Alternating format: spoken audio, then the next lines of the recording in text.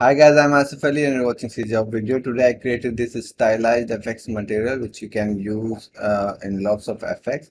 Looks really cool. You can erode and dissolve this, and then we have this control, and then if you want to change the pattern you can offset in each axis.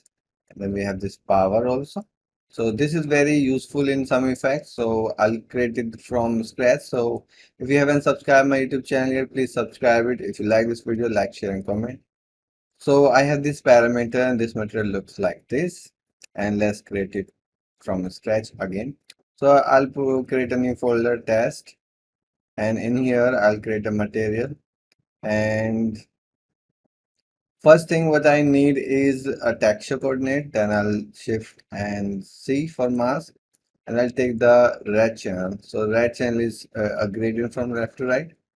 Then I'll subtract 0.5 to make it from the center.